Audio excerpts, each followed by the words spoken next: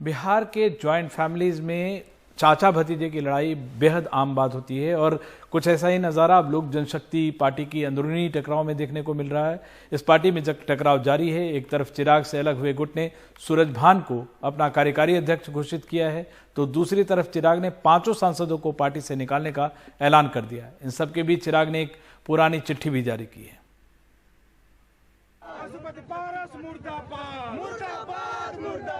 पटना के पार्टी दफ्तर में चिराग पासवान के समर्थकों का ये अंदाज बता रहा है कि चिराग भले अकेले सांसद हों, लेकिन वो अकेले नहीं हैं।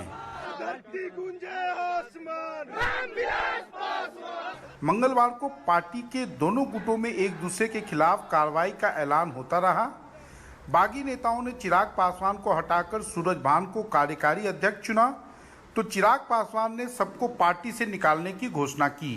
सर्वसम्मत से फैसला लिया गया है कि पार्टी विरोधी कार्य जो 5 सांसद ने किया है, माननीय सांसद ने, उस पर सब सर्वसम्मत से सारे सदस्य जो राष्ट्रीय कार्यकारिणी के थे, प्रधान सचिव थे, राष्ट्रीय अध्यक्ष जी थे और जो भी सम्मानित सदस्य हैं, प्रदेश स्टेट प्रेसिडेंट थे, सारे सदस्य थे, लगभग कुछ लोग को छोड़ करके मैक्सिमम थे, तो सब समझ लिया गया कि पार्टी विरोधी काम हो रहा है, इसलिए उनको पार्टी से निष्कासित किया। चिराग जी से हम लोग का कोई और ग्रीवेंस नहीं है। अभी जैसे हम लोग सब एमपी हैं वैसे ही हैं वो भी, और अभी तो इतना ही बदलाव हुआ है कि पारस जी को हम लोगों ने। अगली बैठक कब होगी आप लोगों की? अब होगी 1-2 दिन में पटना में बैठक होगी। चिराग को मालूम है सत्ता की इस लड़ाई को वे विरासत की लड़ाई में ही बदलकर जीत पाएंगे, इसलिए उन्होंने होली के दिन अपने चाचा पशुपति पारस को लिखी एक चिट्ठी भी मीडिया में जारी की। करीब 5 पन्नों की इस चिट्ठी में भावुक अंदाज में चिराग ने लिखा है, मेरे राष्ट्रीय अध्यक्ष बनने पर आप नाराज हुए, प्रिंस को प्रदेश अध्यक्ष बनाने पर आप नाराज हुए, नीतीश द्वारा मुझ पर हुए हमलों पर आप खामोश रहें, विधानसभा चुनाव में आपने रणनीति बनाने में मदद नहीं की, आपने एक भी विधानसभा क्षेत्र का दौरा नहीं किया, आपने हमेशा मेरी निंदा की, पार्टी के प्रति नकारात्मक रहे, आप पार्टी के साथ काम करना चाहें तो करें। इस बीच लोकसभा अध्यक्ष ने पशुपति पारस को एलजेपी के संसदीय दल का नेता घोषित कर दिया है। जाहिर है एलजेपी के भीतर जो कुछ भी हो रहा है वो नीतीश की इच्छा और बीजेपी की जानकारी के बिना नहीं हो रहा है। साफ है चिराग को अपने पिता की विरासत हासिल करने के लिए बिहार की गलियों में उतरकर अब अपने चाचा से लड़ाई करनी होगी। तो आने वाले दिनों में आप देखेंगे कि सड़कों पर भी लोक जनशक्ति पार्टी के दोनों धड़ों के जो समर्थक हैं उनका अपना अपना विरोध प्रदर्शन भी चलेगा, और कहीं कहीं जो है उनके बीच में अगर कोई संघर्ष भी हो जाए तो उस पर आश्चर्य नहीं। पटना से कैमरामैन हबीब अली के साथ मनीष कुमार, एनडीटीवी इंडिया के लिए। उधर विधानसभा चुनाव में मिली हार के बाद पश्चिम बंगाल में बीजेपी का संकट खत्म होने का नाम नहीं ले रहा है। माना जा रहा है कि बीजेपी के कई नेता वापस तृणमूल कांग्रेस में जाने की जुगत में लगे हुए हैं।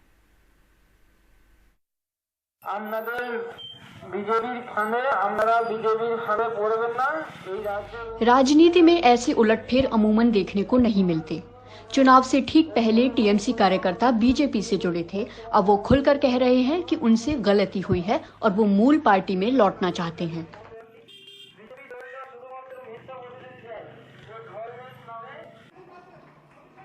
मुकुल रॉय की घर वापसी के साथ ऐसे संदेश बढ़े हैं और बीजेपी की फिक्र अपने चुने हुए नेताओं को लेकर है। राजभवन में अपनी ताकत दिखाने गए शुभेंदु अधिकारी ने पाया कि उनके 74 में से 50 विधायक ही हाजिर हुए हैं। हम तो केवल 31 एमएलए को बोले थे, बाकी लोग भी आए, तो बोले हम भी आएंगे। 31 की बात थी हमारी, लेकिन 51 आ गए। ये तो पॉजिटिव है। आप नहीं थे? मैं एमएलए नहीं हूँ। যে বিধায়কেরা গেছেন তাদের মধ্যে সব বিধায়ক গেছেন বলে আমার মনে হয় না। बीजेपी के ही सूत्र बताते हैं कि कम से कम 8 विधायक छोड़ जाने वाली सूची में हैं। इनमें वही नहीं है जो चुनाव से पहले पार्टी से जुड़े। फिर जिन 30 विधायकों को बीजेपी ने टीएमसी से आयात किया था, उनमें 18 को टिकट दिया। इनमें से 5 जीते, बाकी 13 भी वापसी की राह पर हो सकते हैं। राजीव बनर्जी पिछले दिनों टीएमसी नेताओं से मिलते देखे गए। जिन 15 आयातित नेताओं को टिकट नहीं मिले, वो पहले ही घर वापसी का रास्ता खोज रहे होंगे। हम लोग का कोई दिक्कत नहीं है, आना जाना ये चलता है पॉलिटिक्स में। मैं भी टीएमसी छोड़ के बीजेपी में ज्वाइन किया, लेकिन मुकुल जी को अपने विधायक पद से रेजिग्नेशन देना चाहिए। हालांकि मुकुल रॉय के करीब माने जाने वाले कई बीजेपी नेताओं ने उनके रास्ते पर जाने से इनकार किया है। दरअसल बंगाल में 2024 की लड़ाई शुरू हो चुकी है। टीएमसी के लिए ये बदला लेने की घड़ी है, बीजेपी के पंख कतरने की। कोलकाता से मोनीदीपा बनर्जी की रिपोर्ट, एनडीटीवी इंडिया।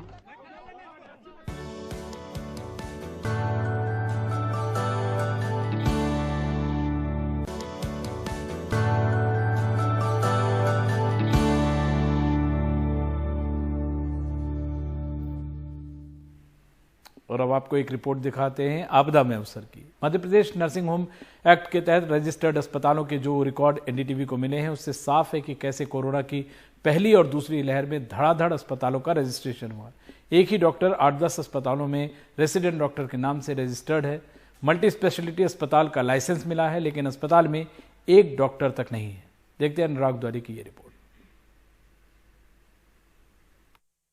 ये भोपाल के ऐशबाग इलाके में बना भारती मल्टी केयर अस्पताल है। अप्रैल 2021 में रजिस्ट्रेशन हुआ। यहाँ general surgery, internal medicine, gynaecology जैसी कई सेवाएं हैं, कम से कम कागजों पर।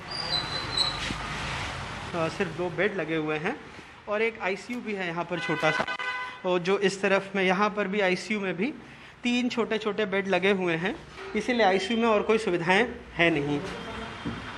डॉक्टर्स विजिट करते हैं यहाँ पर? जी सर, विजिट वाले भी हैं, इसके बाद में जिनका रजिस्ट्रेशन लगा हुआ है वो भी हैं। जो भारती मल्टी केयर हॉस्पिटल का बोर्ड आप देखेंगे, यहाँ पर नेत्र रोग, general surgery, general medicine, pathology, हड्डी रोग, चर्म रोग, फिजियोथेरेपी, बाल नवजात शिशु चिकित्सा, नर्सरी, और इनको एलोपैथी का लाइसेंस मिला हुआ है। ये भोपाल का ही आशा मल्टी स्पेशलिटी अस्पताल है। अप्रैल 2021 में रजिस्ट्रेशन हुआ। दस्तावेजों के मुताबिक यहाँ gastro, general surgery, gynaecology, orthopaedic, endocrinology जैसी कई सेवाएं हैं, यहाँ भी कम से कम कागजों पर ही। आईसीयू है, बस सिलेंडर ऐसे रखा हुआ है और तो कुछ है ही नहीं। आईसीयू का बोर्ड लगा, सिलेंडर है। ये रेट चार्जेस हैं यहाँ पे।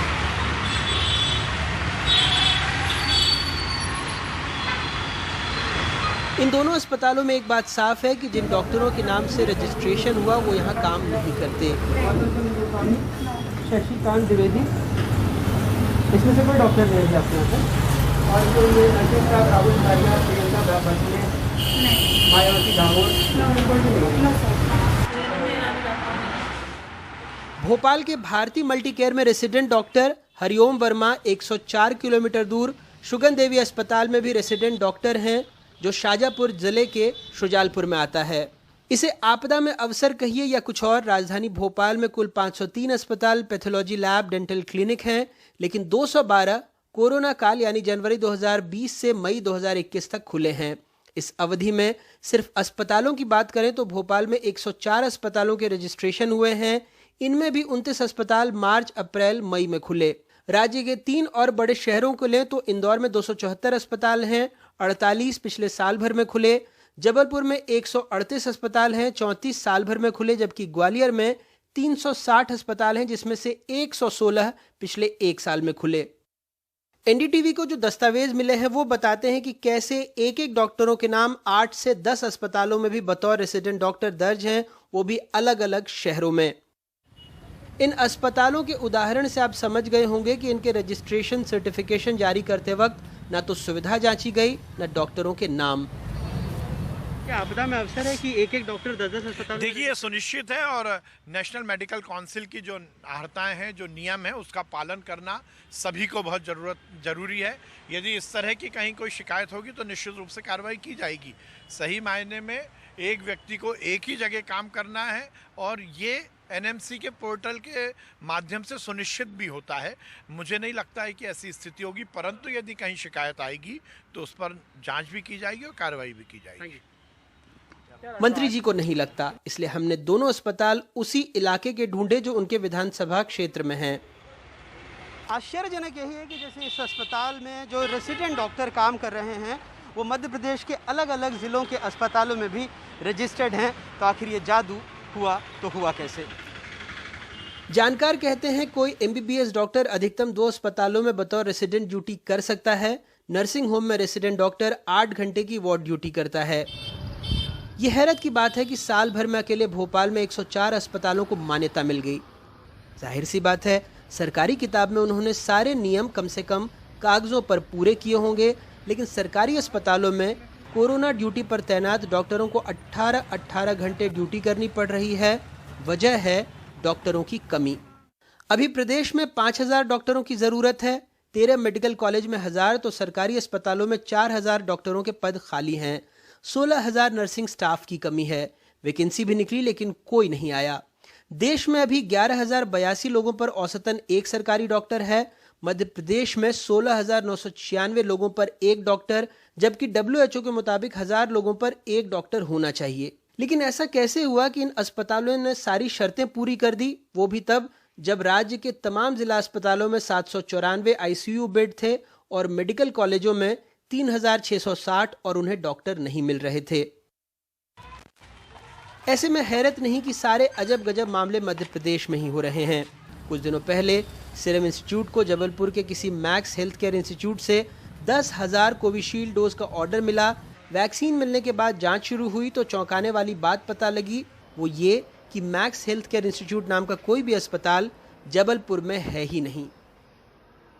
तो मैंने जाके इन हॉस्पिटल मतलब इस हॉस्पिटल को खोजने की कोशिश की। वो हमारे जबलपुर में इस नाम का कोई भी हॉस्पिटल नहीं है जिसकी जानकारी मेरे द्वारा राज्य शासन को दे दी गई। वैसे तो सीरम कंपनी ने बोला है कि ये ऑर्डर प्लेस किया गया है। उनके पास ऑर्डर प्लेस करने कुछ तो सीमाएं होती होंगी, कुछ ऐसे अनुबंध किए जाते होंगे, वो लोग ही ज़्यादा अच्छा बता पाएंगे।